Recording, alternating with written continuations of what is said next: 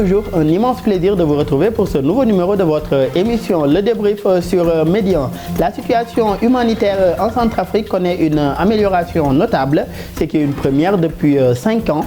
L'annonce est du représentant spécial adjoint du secrétaire général des Nations Unies en République centrafricaine. En 2023, 56% de la population, soit environ 3 800 000 personnes, étaient en besoin humanitaire. En 2024, ce chiffre s'est élevé à 2 800 000 personnes. Toutefois, les besoins humanitaires restent élevés face à la situation sécuritaire centrafricaine et celle des pays voisins. Qu'est-ce qui explique cette baisse des besoins humanitaires en Centrafrique? Comment mieux faire face à cette situation humanitaire? Le développement en première partie d'émission.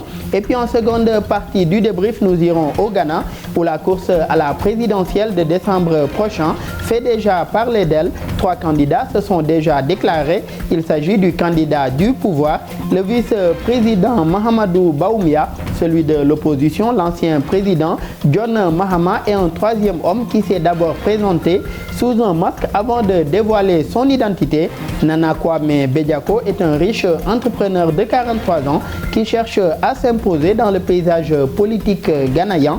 Ce scrutin, prévu en décembre prochain, verra l'élection du remplaçant de Nana Akufo-Addo, qui en est à son second et dernier mandat, conformément à la constitution ghanéenne. Quels sont les enjeux de cette présidentielle au Ghana? Nana Kwame Bediako réussira-t-il à rompre la monotonie bipartisane en vigueur au Ghana? Le développement en seconde et dernière partie d'émission. Sur ce plateau, pour en parler avec nos invités, Monsieur Denis Ndour, vous êtes spécialiste en droits humains, également professeur en sciences sociales. Merci d'avoir répondu à notre invitation. C'est moi qui vous remercie. C'est toujours un plaisir de venir participer à ce débat, le débrief. Et plaisir toujours partagé. En face de vous, Monsieur Mamadou Thior, journaliste et analyste politique. Également un plaisir, Thior, de partager le plateau avec vous. Merci beaucoup de l'invitation et merci aux téléspectateurs de Médian TV. Je salue mon co-débatteur. Et j'en reviens à vous, Denis. En 2023, plus de 3 800 000 personnes étaient en situation de besoin humanitaire. En 2024, 2 800 000 personnes. Une baisse en tout cas d'1 million de personnes qui ne sont plus en situation humanitaire. Quel regard portez-vous aujourd'hui sur cette amélioration de la situation humanitaire centrafricaine? Alors, cette baisse-là peut se justifier, certes, mais je dirais qu'il y a un problème qui a été déplacé.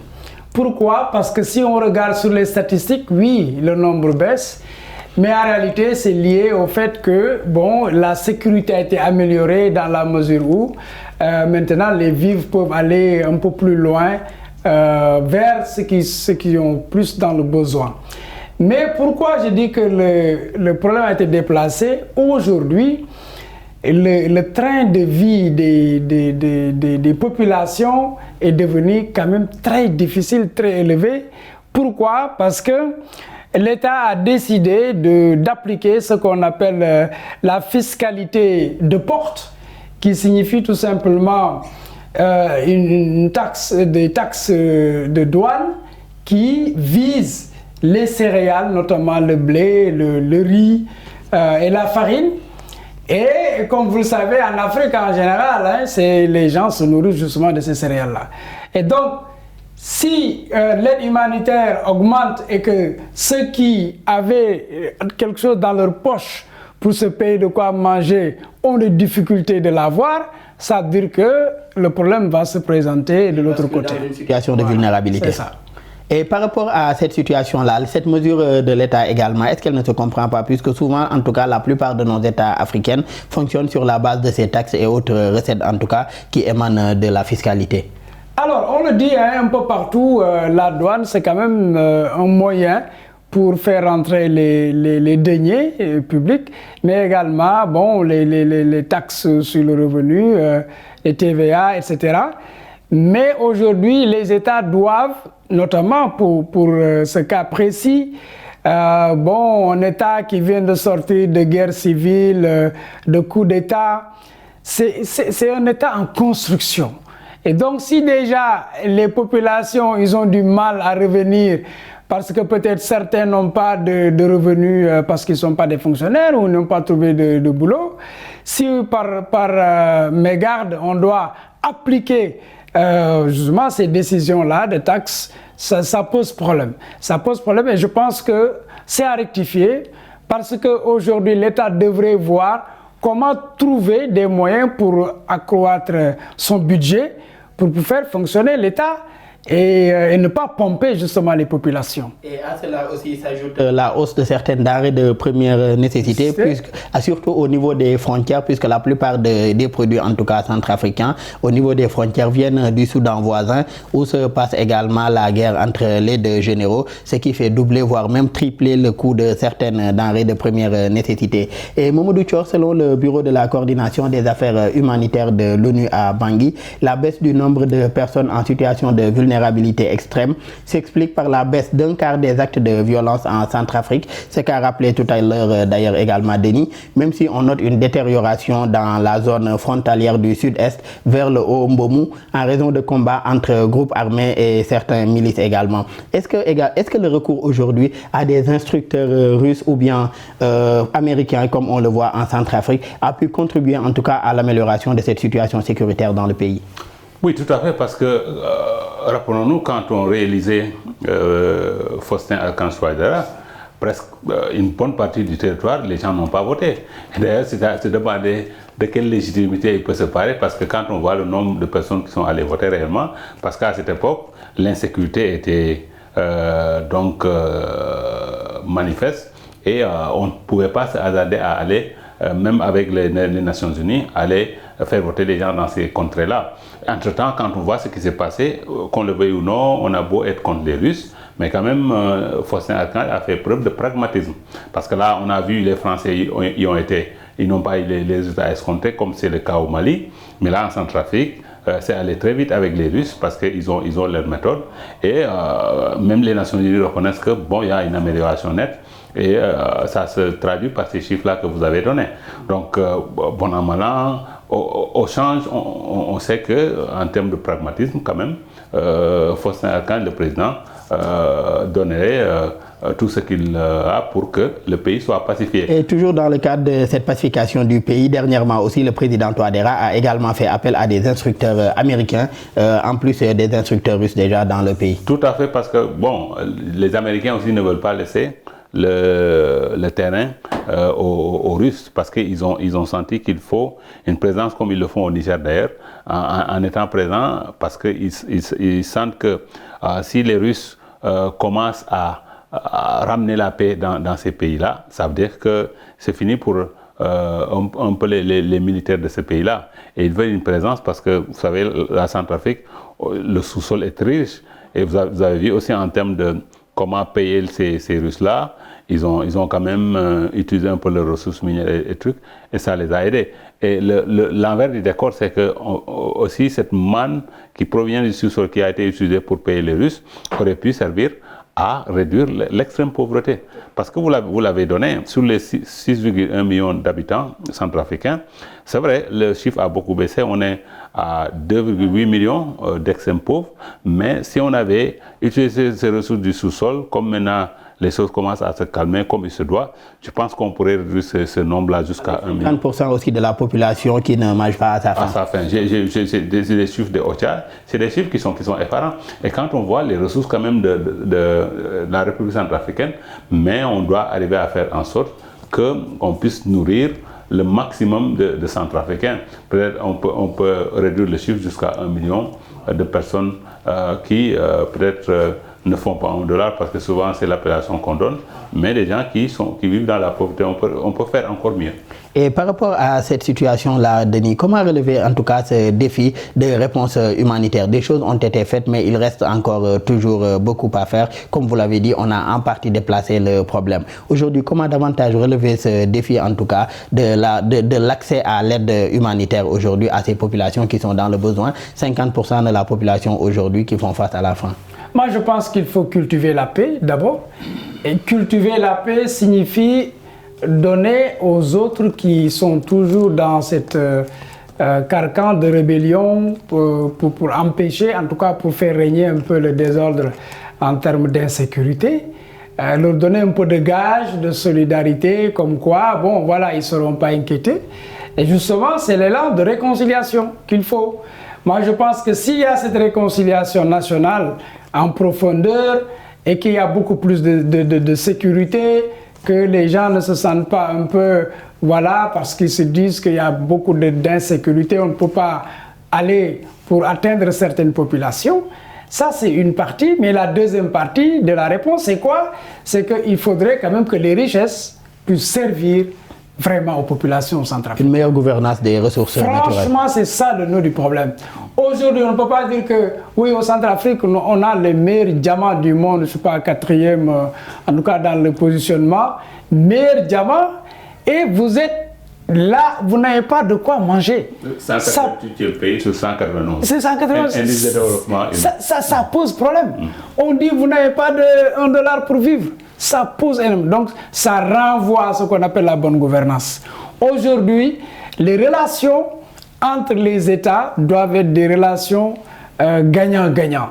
C'est vrai, on peut saluer l'apport des Russes, mais aujourd'hui, si les Américains doivent venir aussi à leur tour, doivent puiser pour apporter leur accompagnement sur le plan technique, etc., logiciel et logistique, je pense qu'ils doivent avoir quand même une relation d'un partenariat donnant-donnant qui permettra aux populations vraiment de bénéficier de leurs propres richesses. Et vous parliez tout à l'heure de réconciliation en Centrafrique. Aujourd'hui, est-ce que cela sera chose facile si l'on sait que quelqu'un comme le président Faustin Archange Touadéra, en tout cas, n'est pas pour s'asseoir et discuter avec des gens armes à la main. Il refuse en tout cas de négocier avec des groupes armés, c'est-à-dire les rebelles en tout cas qui contrôlent une partie du territoire centrafricain. Alors, on dit toujours à quelque chose malheur est bon.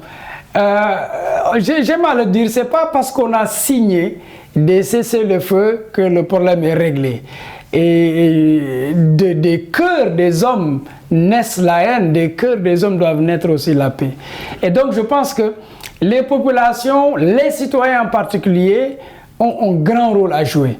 Dans ces crises, souvent, on minimise et on veut tout centraliser avec les politiques. Donc, c'est l'État qui doit faire des...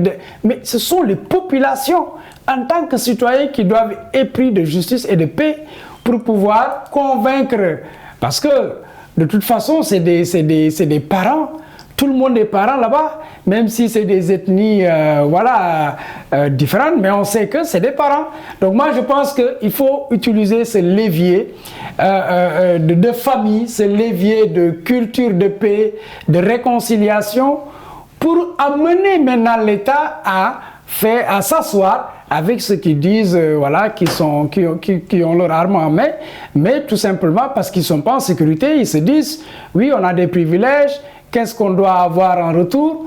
Mais ce qu'on doit avoir en retour, c'est le partage équitable des richesses. Et ça, ce n'est pas un problème seulement pour le Centrafrique, c'est pratiquement dans tous les pays africains où on trouve beaucoup de ressources minières, pétrolières, gazières. Et on se rend compte que ça profite justement à une partie et pas à tout le monde. Donc je pense qu'ils peuvent utiliser ce levier-là pour revenir vraiment faire de sorte que la paix puisse revenir et que la sécurité, s'il y a la paix et la sécurité, évidemment, on ne parlera plus d'accès à l'extrême pauvreté, soit aux services sociaux de base, mais également au train de vie des populations. Et des injustices sociales qui sont souvent source également d'instabilité dans la plupart de ces pays africains-là que nous voyons. Et Thior, pour ce qui est de son second mandat, est-ce que cela ne constitue pas un défi important également pour le président Touadéra, à savoir la question de la bonne gouvernance? Tout à fait. Et je pense que, comme le disait Denis, on se rappelle en 2021, qui peut le plus, peut le moins, il a signé un accord de paix avec 14 groupes armés. Parce que le problème en Centrafrique, c'est qu'il y a un émiettement des groupes armés, dû au fait que, par exemple, vous prenez la Séléka de Michel Djotoja qui avait renversé François Bozizé, donc les gens sont émiettés.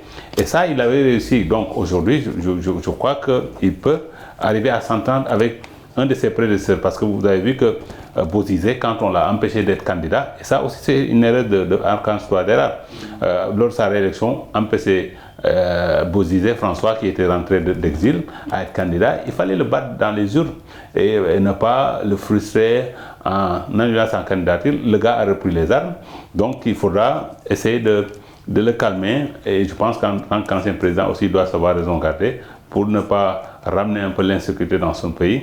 Mais oui, aujourd'hui, la bonne gouvernance, mais il y a un faisceau par rapport à un acte qu'il a posé quand même durant ce n'est plus un second mandat. Son deuxième mandat, puisque la Constitution a été modifiée. Il a modifié la Constitution. Il a une nouvelle Constitution d'ailleurs. Et là, il y a eu une querelle entre lui et la Cour constitutionnelle. Elle a fait partie de la dame parce que Daouda, la Cour constitutionnelle centrafricaine, il n'y a pas plus libre en Afrique que cette cour-là. Malheureusement, le président a mis la cour au pas et a changé cette dame pour mettre là-bas un béni-oui-oui. Et maintenant, on a changé le quinquennat en septennat, ce qui est un problème. Et les mandats sont illimités.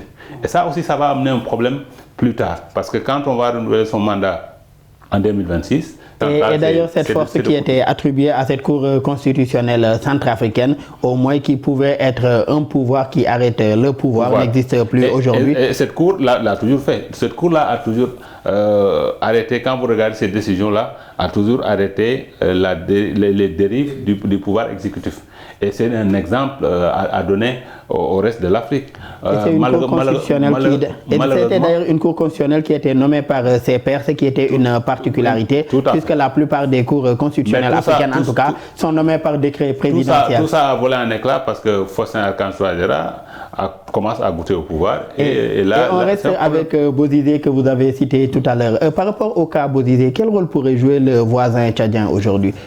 Bon, je pense que le voisin tchadien, vu cette proximité, parce que vous voyez le paradoxe, les réfugiés traversent pour aller au Tchad quand ça pète en Centrafrique, et quand c'est le contraire aussi, ils viennent. Donc il y a ce brassage entre les populations, et bon, le militaire qui a succédé à son père, je pense que Mahamat Idriss Déby doit pouvoir jouer un rôle dans le fait que Bozizé en militaire, c'est un militaire, donc entre militaires, il peut lui parler mieux que peut-être le civil Faustin Archange Touadéra pour essayer de le raisonner. Mais je suis constant, il faut que Archange Touadéra devait respecter la limite des mandats, parce qu'aussi Bozizé veut de manière démocratique revenir et être candidat. Mais si on l'en empêche, il va naturellement reprendre les armes, et ce ne serait pas bien pour la paix en République centrafricaine. Donc il faut que les jeux démocratiques se fassent, mais malheureusement aussi de ce côté-là, c'est un peu la tache noire de la présidence et de ce mandat-là de Faustin Archange Touadéra. Il a un peu tout verrouillé pour avoir un boulevard devant lui. Et si on en revient à la question de la situation humanitaire en 2023, sur les 533 millions de dollars demandés à la communauté internationale, seuls 300 millions ont été obtenus, soit 56% de la demande. Pour l'année 2024, c'est 367 millions qui sont nécessaires pour les besoins humanitaires. Comment aujourd'hui relever ce défi, en tout cas, de l'accès au financement pour financer les besoins humanitaires? Alors, c'est une solidarité internationale, mais également, il faut la reddition des comptes. Ça aussi, c'est notre problème qu'on cache. Aujourd'hui, on peut prendre l'exemple de ce qui s'est passé au Sénégal avec ce rapport Covid. Ce n'est pas parce que, voilà, la Cour des comptes, mais aussi, il y en a qui ont donné et qui veulent savoir comment l'argent a été utilisé. Je pense que ça aussi, ça fait partie de ce qui encourage justement à capter des fonds pour aider, surtout dans le domaine humanitaire, parce que celui qui fait ce geste-là, il est animé par un certain humanisme. Il se dit que l'autre... certaine philanthropie. Voilà, philanthropie. L'autre, il est en train de souffrir, il n'a pas de quoi manger. Il faut que je lui donne quelque chose. Mais il donne quelque chose, et quelque chose-là est détourné pour autre chose. Ça pose problème. Et donc certains, quand ils doutent de cela, ils préfèrent observer. Et pour moi, c'est ça qui justifie le fait que, bon, on aurait pu avoir plus, mais on n'a pas ce qu'ils ont. Voilà, bon, on se contente de ce que l'on a. Mais comment réussir cette redevabilité-là dont vous parlez? C'est-à-dire savoir comment ont été utilisés ces fonds-là, qu'est-ce qui est parti à tel et qu'est-ce qui n'a pas été utilisé? Tout à fait. Ça aussi, ça renvoie à la bonne gouvernance. Autant on doit veiller à ce que les richesses du pays soient partagées équitablement, autant on doit veiller à ce que tout ce que l'on reçoit en termes d'aide sur le plan humanitaire que ce soit destiné aux pauvres, aux plus démunis, comme on dit, pour éviter une certaine paupérisation de la population. Et pour cela, je pense que c'est une tâche du gouvernement à montrer leur capacité à appliquer la bonne gouvernance. Allez-y, je pense à ce niveau, si vraiment la bonne gouvernance est appliquée à la lettre en République centrafricaine, ce pays-là peut se passer de lettres. Parce que vraiment, les ressources, on l'a dit et redit, c'est des diamants, l'or. Je pense qu'aujourd'hui que la situation est en train de se calmer, il faut faire en sorte que les Centrafricains vivent de leur richesse et ne pas continuer à rester ça avec des étrangers, parce que je pense que c'est là où le bas blesse en Afrique. Il faut que les populations puissent vivre de leurs ressources, et ça nous aide à être plus indépendants, parce que vous le rappelez, par exemple cette année, les besoins pour aider les populations en situation de vulnérabilité s'élève à 367 millions de dollars. Et sur ces 367 millions, il n'y a que 12%, 45 millions qui ont reçu. C'est une goutte d'eau. Ça veut dire qu'il y a un gap à combler, mais quand on regarde ce qu'il y a dans le sous-sol centrafricain, je pense que le problème ne doit même pas se poser à ce niveau-là. Et pour ce qui est de la situation également en Centrafrique, elle s'est aussi accentuée à cause de la situation au niveau des pays voisins, comme la guerre au Soudan, qui a eu des conséquences dans une région centrafricaine, surtout la partie nord-est du pays. Deux conséquences majeures peuvent être notées: l'augmentation aujourd'hui du nombre de réfugiés du Soudan vers la Centrafrique, également la flambée des prix des denrées de première nécessité, puisque les marchés étaient approvisionnés par le Soudan voisin. Est-ce que cette situation d'insécurité n'a pas davantage, en tout cas, exacerbé la situation humanitaire aujourd'hui en Centrafrique? Oui, parce que là, la Centrafrique sortait un peu d'une situation difficile, avec ces années d'instabilité, et commençait quand même à respirer. Malheureusement, le conflit au Soudan depuis l'année dernière, bientôt un an d'ailleurs, est venu un peu leur compliquer la tâche. Et quand on voit un peu les interactions entre les deux pays, on comprend un peu que, la Centrafrique un peu subit les contre-coups de cette guerre insensée entre ces deux généraux-là soudanais. Et je pense que de ce côté-là, d'ailleurs, il faudra que, je le dis et redis, que l'Union africaine se retrousse les manches, parce que tous ces pays voisins, que ce soit le Tchad, souffrent de ce conflit insensé entre Daglo et Al-Burhan. Et il est temps de régler ce problème-là, parce que ça impacte négativement sur les efforts qui ont été accomplis et par le Tchad, parce que le Tchad a fait beaucoup de progrès, et par la République centrafricaine. Et Denis, dans plusieurs régions du pays également, les acteurs humanitaires sont les seuls à assurer l'accès aux services sociaux de base, comme la santé et l'éducation. Est-ce que cela ne pose pas problème aujourd'hui, si l'on sait qu'en tout cas, cela est dévolu au pouvoir public? Surtout du côté de l'éducation. Bon, pour la santé, je peux comprendre. Bon, parce que s'il y a quand on prend comme des organisations comme Médecins sans frontières, on les connaît, hein, ils vont dans l'humanitaire, ils vont aller appuyer vraiment. Mais je pense dans certaines régions, ils ne sont pas seulement dans l'appui, mais ils sont les seuls à assurer ces services sociaux de base-là. Tout à fait. Bon, c'est un manque, parce que je pense que, même si on regarde ici, hein, la plupart de leurs médecins, il y en a qui sont formés ici. Je sais qu'il y en a beaucoup qui sont formés dans le domaine des vétérinaires. Mais je veux dire tout simplement que c'est là où ça pose le plus problème, c'est le problème de l'éducation, dans le domaine de l'éducation. Parce que aujourd'hui, si l'Afrique a du mal à démarrer, à prendre ses marques, c'est parce que l'Afrique a été formatée par rapport à l'éducation qu'on a reçue. Et donc, je pense que de ce point de vue-là, il y a vraiment un défi à relever. Et voilà, c'est déplorable, mais comme on dit, ils n'ont pas le choix pour le moment. Mais je pense qu'en relevant le défi de la bonne gouvernance, si les moyens sont là, pourquoi pas? On peut recruter même des enseignants dans les pays aux alentours, faire de sorte qu'il y ait beaucoup plus d'écoles, d'universités pour former, et puis sans dépendre de l'autre. Voilà. Et Thior, lorsque l'aide humanitaire qui a pour vocation de parer aux conséquences d'un choc récent, prend fin. Le manque de relais sur le long terme par les acteurs mieux adaptés fait tomber aujourd'hui la population dans un cycle de dépendance. Et c'est ce que l'on voit également au niveau de la Centrafrique. Et c'est d'ailleurs ce que note l'OCHA dans son dernier rapport sur la situation centrafricaine. Comment assurer aujourd'hui les besoins à long terme de ces populations afin d'éviter qu'elles tombent dans la dépendance, puisque aujourd'hui les organisations humanitaires sont là pour une période bien définie, et c'est quand le projet se termine, en tout cas le relais doit être pris par d'autres acteurs et malheureusement cela n'est pas fait. En tout cas, ce n'est pas en attendant des céréales qui viennent de Russie qu'on va s'en sortir. On a vu que dernièrement la Russie a offert des céréales à des pays comme le Burkina et autres, et ce n'est pas la bonne solution. Je pense que c'est vrai, c'est une situation d'insécurité qui fait que dans beaucoup d'endroits, on n'est même plus à faire de l'agriculture. Mais comme en Centrafrique, la situation commence à s'améliorer, il faut que les gens retournent à la terre. C'est bon d'exploiter les ressources du sous-sol, mais il faut nourrir les populations en se retroussant les manches. Et c'est comme ça que le relais va être fait. Parce que ces organisations-là, le problème, c'est que regardez actuellement la guerre la plus chouchoutée, c'est ce qui se passe entre l'Ukraine et la Russie.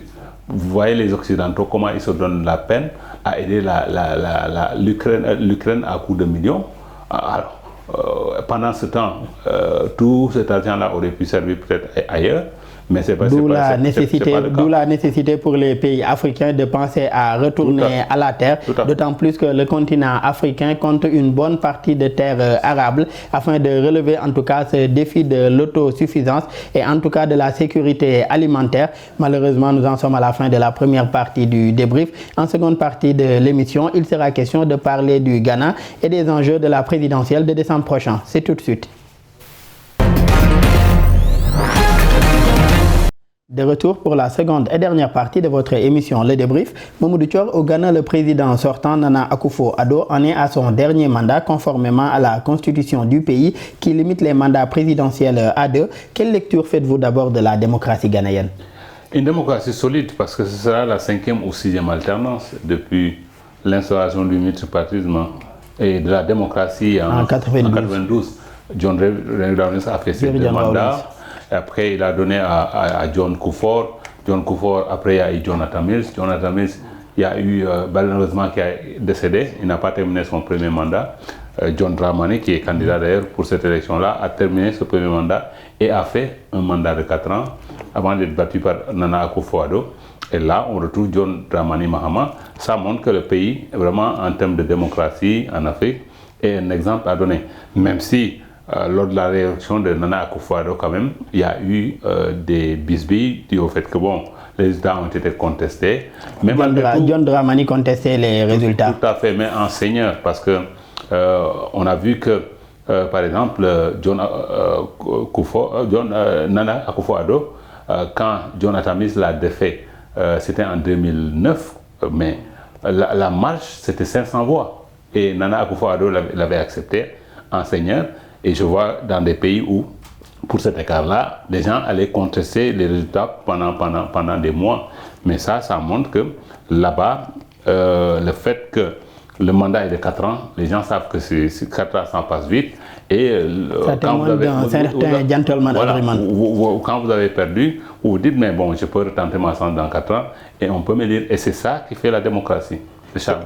Et pour cette présidentielle de décembre prochain, d'ailleurs, le nouveau parti patriotique NPP, parti au pouvoir au Ghana, a porté son choix sur le vice-président de Nana Akufo-Addo pour être leur candidat. Il s'agit de Mahamoudou Bawumia qui a remporté les primaires de son parti à plus de 61% des suffrages. Que pensez-vous du profil du candidat? Il faut souligner que c'est le premier musulman, parce que jusque-là, vous avez vu que les profils c'était des chrétiens. Et quand on voit qu'un musulman, dans un parti implanté au sud, notamment du Ghana, où il y a majoritairement chrétiens, c'est quand même une nouveauté. Ça montre qu'il y a une démocratie au sein du parti. Bon, certes, les sondages, quand vous regardez, Dramani est devant, mais on ne sait pas, ça peut changer. Le fait que, bon, c'est le parti au pouvoir, et il a quand même, en tant qu'ancien gouverneur de banque, il a bonne réputation. Donc, mais bon, vous savez, au bout de 2 mandats, souvent vous faites les frais quand vous êtes le candidat parce que les gens veulent le changement. Dans une démocratie, au bout de 2 mandats maximum, les gens veulent voir autre chose. Et peut-être ça. Les gens estiment que vous êtes comptable du bilan du président sortant. Tout à fait. Et c'est peut-être ça qui va lui jouer un sale tour en décembre prochain. Et Denis, vous, quelle lecture faites-vous aujourd'hui de la démocratie ghanéenne? En tout cas, depuis 1992, on a vu que c'est une démocratie bien huilée avec des alternances démocratiques au pouvoir. Moi, je pense qu'il faut se féliciter puisque c'est encore l'Afrique de l'Ouest.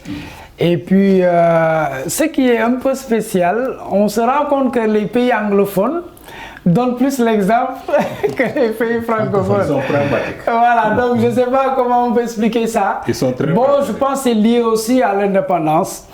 Peut-être ceux-là, on les a sevrés et puis on les a dit débrouillez-vous pour manger. D'autres, on les a sevrés, mais on était derrière pour dire oui, mais vous allez manger ça et ça. C'est l'image que je peux donner par rapport aux francophones et aux anglophones. Mais on se félicite vraiment de la démocratie vivante et participative qu'on voit quand même au Ghana. Et je pense que c'est un exemple qu'on ne peut pas laisser en rade parce que le Ghana quand même c'est Kwame Nkrumah, c'est le panafricanisme. C'est vraiment la démocratie, voilà, depuis le début, même si on a eu des militaires avant. Bon, aujourd'hui, je pense qu'il y a quelque chose de nouveau qui est en train de s'annoncer. Et ce n'est pas seulement pour le Ghana, c'est pour l'Afrique. On sent, on le voit. Ce vent qui souffle, c'est la jeunesse. C'est la jeunesse africaine qui dit, aujourd'hui, nous devons aller prendre en tout cas les rênes du pouvoir pour pouvoir montrer à nos aînés que nous sommes capables de faire autrement pour sortir de là où nous sommes. Puisque quand vous regardez en Afrique en général, les populations les plus vulnérables, ce sont les jeunes. Les enfants, les jeunes, les femmes, mais surtout les jeunes. Et de ce point de vue-là, les jeunes maintenant ont commencé à se lancer en politique pour pouvoir, pourquoi pas, briguer la magistrature suprême. Et c'est le cas au Ghana avec le monsieur au masque et l'autre nana qui peut peut-être cacher l'autre nana. J'en viens d'ailleurs à lui, le candidat masqué, voilà, comme on l'appelait, puisqu'il s'est dévoilé au grand jour, d'abord à part un masque, avant de dévoiler son identité. Nana Kwame Bediako, selon vous, ce candidat, en tout cas de 43 ans, réussira-t-il à rompre la monotonie bipartisane qu'il y a au Ghana, cette alternance entre le NPP et le NDC? Pour moi, ce n'est même pas le fait de rompre cette bipolarisation, mais c'est surtout de dire il y a un nouveau vent qui souffle. Voilà. Et c'est partout en Afrique, c'est des jeunes qui s'annoncent parce qu'ils ont une autre vie, une autre vision de l'Afrique. On a beau chanter nos pères fondateurs, l'Union africaine, les États-Unis d'Afrique, mais jusqu'à présent, on est là. Et donc, je pense que si les jeunes ont une certaine connexion, si l'intégration africaine doit se matérialiser avec la jeunesse africaine, ça veut dire qu'aujourd'hui, ils doivent avoir leur chance de venir devant pour pouvoir montrer, en tout cas, leur capacité à diriger. Et je pense que, vous voyez, le fait même de se mettre derrière ce masque-là, c'est très symbolique. Pourquoi c'est symbolique? Parce que c'est pour dire, d'abord, les masques ont une connotation spirituelle dans la tradition africaine. Mais également, c'est pour montrer que si tout le monde s'attend à ça, mais vous devez vous dire que quelque chose d'autre peut aussi voir le jour. Et c'est justement cette surprise-là que Nana Kwame montre.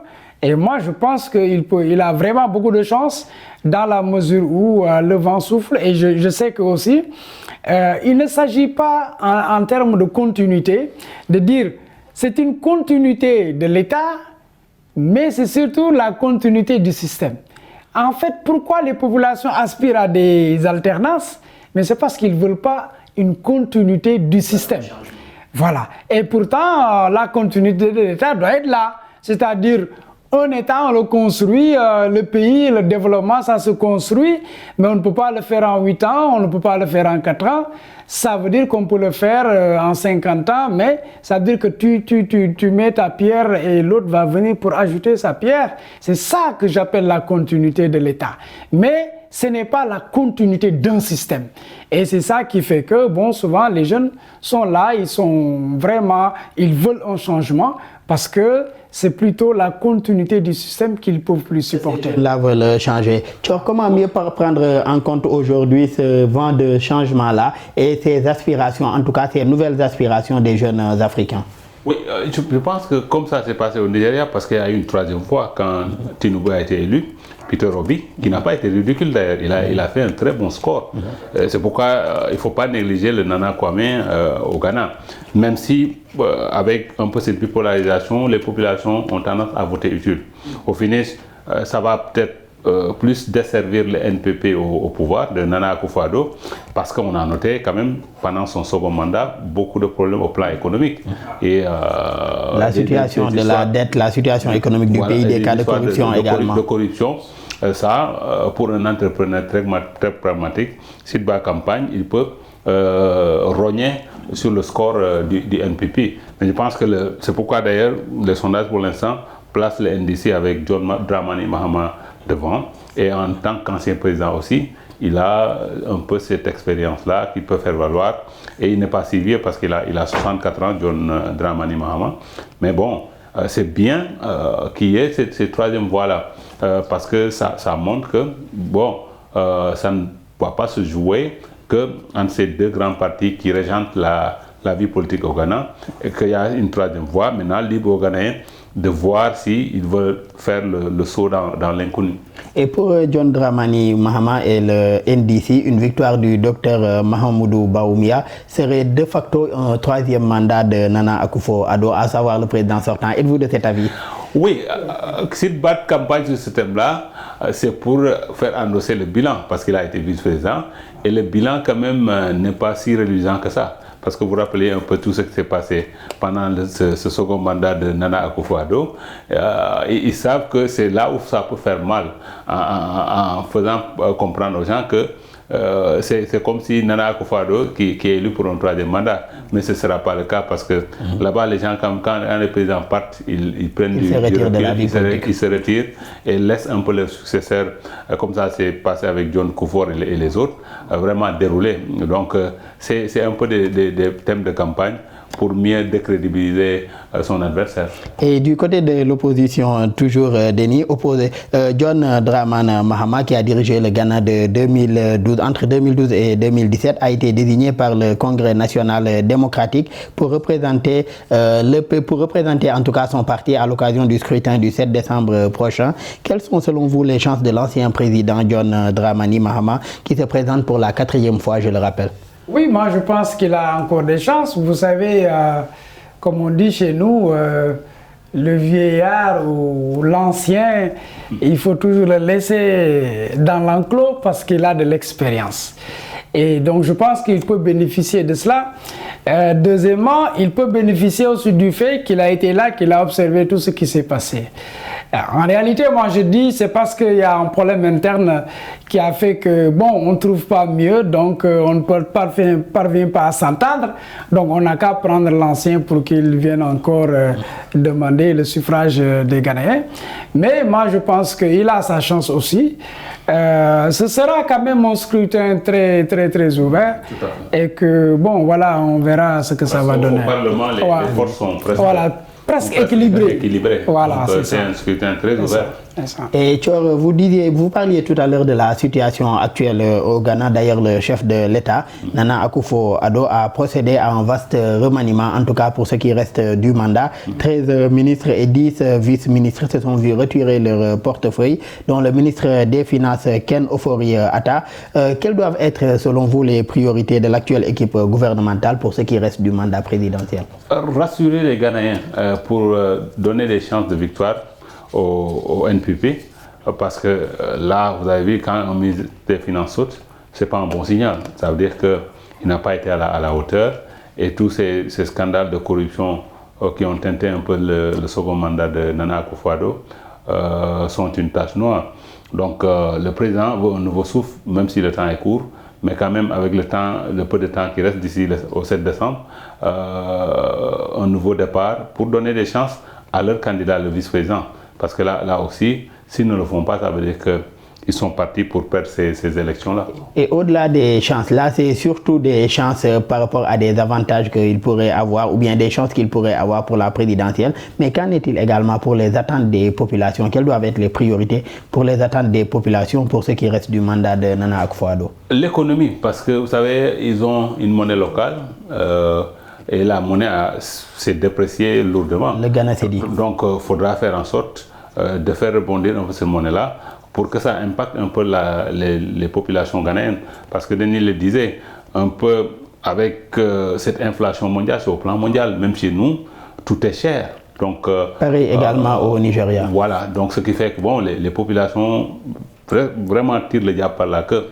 Et ça, c'est pas des situations acceptables. On parlait des ressources du sous-sol, le Ghana aussi en a. Donc je pense qu'en Afrique, nos présidents doivent faire en sorte que les populations puissent vivre des ressources du sous-sol et que les étrangers ne viennent pas et profiter de ça pendant que si on reste sur ce point que vous venez d'aborder, Thior, on a vu Nana Akufo-Addo pour en tout cas le début de son second mandat, il ne voulait pas en tout cas faire recours à la dette au FMI, à la Banque mondiale et tout, mais après quelques années d'exercice en tout cas, on a finalement vu son pouvoir faire appel au FMI puisque la situation économique du pays n'était pas tout à fait cela. À votre niveau, ou bien selon vous, qu'est-ce qui explique cette situation-là? Bon, c'est des erreurs dans sa politique parce que au début de sa présidence, quand même, il était parti. Je me rappelle un discours mémorable qu'il avait tenu devant Emmanuel Macron, où il montrait vraiment une force de caractère en lui montrant que moi, en tant que président ghanéen, je ne dépends pas de la France. Donc, et ça, c'était un signal qui était envoyé à l'Occident. Malheureusement, la machine s'est grippée. Vous savez, le président, il a de bonnes intentions, mais il doit beaucoup surveiller son entourage. Parce que si vous ne le faites pas, il y a des errements que les gens commettent. Et ça retombe sur lui. Il était parti avec de bonnes intentions, mais on a vu. Le premier mandat a été quand même calme, mais le second mandat a été catastrophique. Et qu'est-ce qui a plombé ces bonnes intentions, Denis Ndour, selon vous, les bonnes intentions du président ghanéen Akufo-Addo? Alors, les bonnes intentions, c'est pas seulement lui, les autres aussi. Hein, parce qu'aujourd'hui, c'est une demande sociale. C'est-à-dire aujourd'hui, nos élites, nos présidents doivent savoir tenir sur le plan économique, politique, social et culturel leur propre pays sans dépendre de l'Occident. Mais, comme on dit, il faut le faire avec beaucoup de diplomatie. Il faut le faire avec beaucoup de tact. On ne peut pas le faire de façon frontale. Et c'est ce qui paie, ce qui fait que, bon, souvent, voilà, vous le faites de façon frontale. Aujourd'hui, si le Ghana se disait, développons ce qu'on appelle le patriotisme économique. On l'a théorisé ici avec les assises nationales, on ne l'a pas encore fait. Et si c'est développé, ça veut dire qu'on arrivera au moment où tous les milliardaires, les millionnaires se regroupent pour soutenir l'économie du pays. En ce moment, on peut dire bye bye Banque mondiale, bye bye FMI. Mais si rien n'est en place, on ne peut pas se lever d'un bon matin et dire bye bye. Parce que le retour, c'est que c'est les populations qui vont en pâtir. Puisque, bon, voilà, on a toujours besoin... Est-ce une façon de réinvestir, en tout cas, ce qui est produit dans le pays, dans l'économie du pays? Absolument. Et c'est ça le patriotisme économique, justement. Parce que moi, je ne peux pas comprendre. Des Africains multimillionnaires, multimilliardaires, on les connaît, on les cite.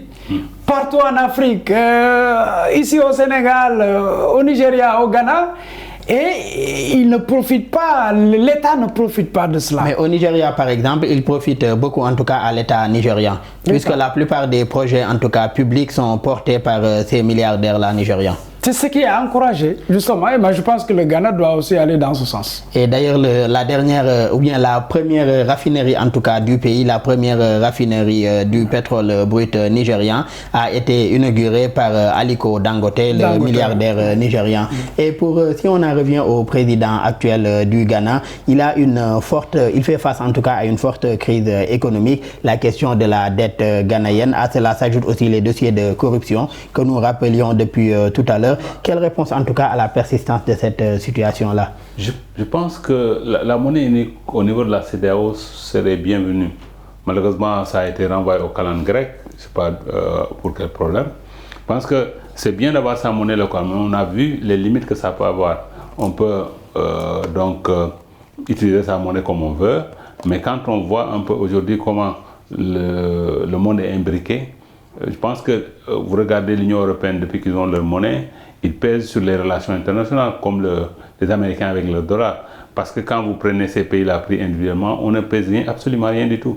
Mais vous prenez le bloc CEDEAO quand même, avec ces 15 États, je pense que nos 3 amis maliens, ghanéens, du moins burkinabés et nigériens vont rester après la main tendue de la CEDEAO. Je pense que c'est quand même un marché beaucoup plus lucratif, mais il faut vraiment accélérer cette monnaie unique de la CEDEAO. Et ça va beaucoup aider tous ces pays-là parce que, vous savez, on est entré dans une crise depuis la Covid qui risque de perdurer. Et ça, on a beau avoir de la bonne volonté, mais on est limité quelque part par la marche de manœuvre. Mais Thior, avant cette monnaie unique de la CEDEAO qui est l'ECO, est-ce qu'il ne faudrait pas davantage accélérer également l'intégration entre les pays, l'intégration économique et même la libre circulation des personnes et des biens? Souvent, c'est un réel problème, même si on parle de libre circulation dans l'espace CEDEAO, c'est souvent un réel problème également de se déplacer d'un pays ouest-africain à un autre, avec des tracasseries douanières, policières et j'en passe. Tout à fait, mais je pense que le Ghana, quand même, de ce côté-là, est un bon élève. Il y a des pays où il y a beaucoup de tracasseries, mais avec votre pièce d'identité où il s'est marqué CEDEAO, vous pouvez aller au Ghana et venir. Moi, je sais qu'il y a des Ghanéens qui sont très portés sur la pêche, qui viennent chercher le poisson fumé juste dans mon village, dans les îles du Saloum. Et ça montre un peu que, bon, au niveau des populations, les gens, quand même, il y a cette interaction-là. Mais il faut davantage le renforcer. Parce qu'il y a d'autres pays, le Cap-Vert, moi je le cite souvent, il y a beaucoup de tracasseries quand vous y allez, alors que c'est un pays membre de la CEDEAO, et d'autres pays où vraiment on a beaucoup de difficultés à se déplacer.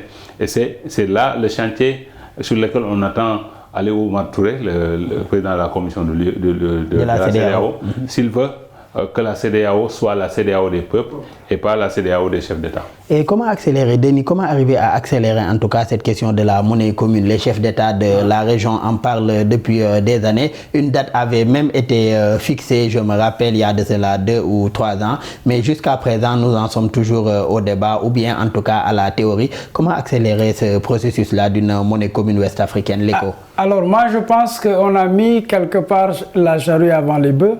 Et c'est ce qui a fait que, bon, le projet a été un projet mort-né.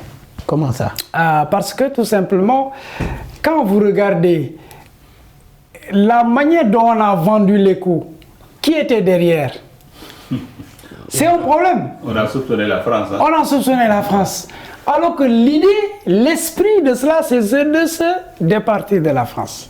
Et donc, moi, je pense qu'il faut rectifier. Nous avons des économistes de Trump, vraiment qui sont bien, qui savent comment utiliser la monnaie, qui savent les contours et qui sont au niveau de la Banque mondiale ou au niveau des FMI. On en a même ici des gens comme Mamadou Lamine Loum et d'autres partout. Je pense que ce sont ces gens-là qui doivent se réunir et